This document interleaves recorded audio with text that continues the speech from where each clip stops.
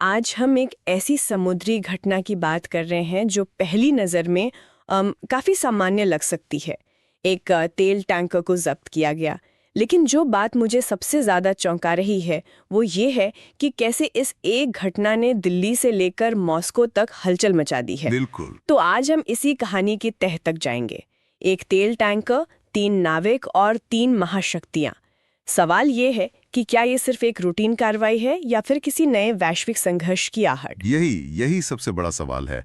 देखिए, सतही तौर पर तो यही लगता है कि ठीक है, अमेरिकी अधिकारियों ने एक जहाज को रोका, लेकिन बात तब बिगड़ गई जब पता चला कि जहाज के क्रू में 3 भारतीय नागरिक भी हैं। और उन्हें हिरासत में ले लिया गया। हाँ, और यहीं से ये मामला भारत के लिए एक बहुत ही संवेदनशील मुद्दा बन गया। हाँ, और यहीं से भारत की एंट्री होती है। जाहिर है अपने नागरिकों की सुरक्षा को लेकर दिल्ली में चिंता बढ़ गई होगी। बिल्कुल, और भारतीय अधिकारी तुरंत हरकत में आ गए। राजनयिक चैनलों के जरिए मामले पर नजर रखने लगे। लेकिन हमारे सूत्रों के मुताबिक अमेरिकी अधिकारियों का ये भी तो दावा है कि ये टैंकर उन प्रतिबंधों का उल्लंघन कर रहा था जो रूस के ऊर्जा निर्यात को रोकने के लिए लगाए गए हैं। सही कहा।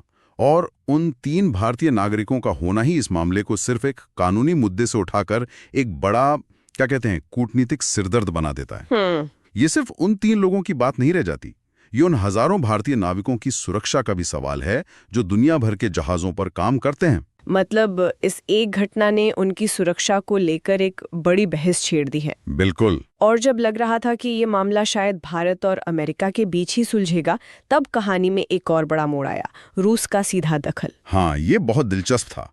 रूस ने औपचारिक तौर पर यह मुद्दा उठाया और मांग की कि सभी क्रू मेंबर्स के साथ मतलब मानवीय व्यवहार किया जाए। मॉस्को के इस कदम ने तो जैसे आग में घी का काम कर दिया। बिल्कुल। यहाँ असली खेल तेल का नहीं बल्कि प्रभाव का है। ये शतरंज के खेल जैसा है जहाँ नाविक प्यादे बन गए हैं और जहाज ही शतरंज की बिसात है।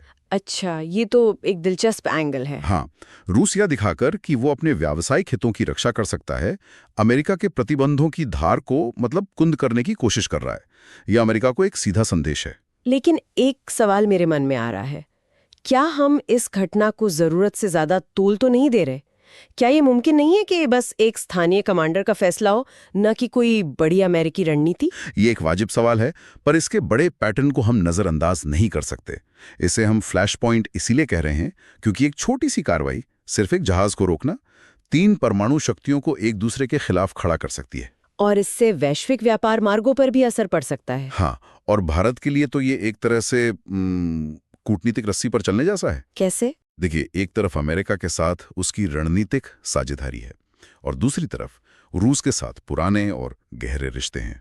तो भारत किसी का भी पक्ष लेके दूसरे को नाराज नहीं कर सकता। बिल्कुल। ठीक है, तो हमारे पास अमेरिका की कार्रवाई है, भारत की चिंता है और अब रूस का भी सीधा दखल है। जब इन तीनों तारों को एक साथ जोड़कर देखें तो तस्वीर क्या बनती है?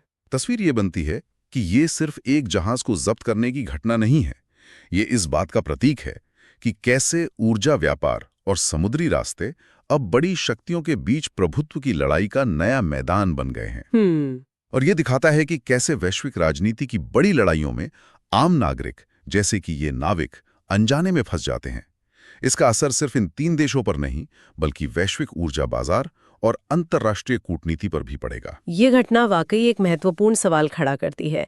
जैसे जैसे वैश्विक प्रतिद्वंदिता बढ़ रही है, इन नाविकों जैसे आम नागरिक कितनी बार अनजाने में एक बहुत बड़े भू राजनीतिक खेल के मोहरे बन जाए।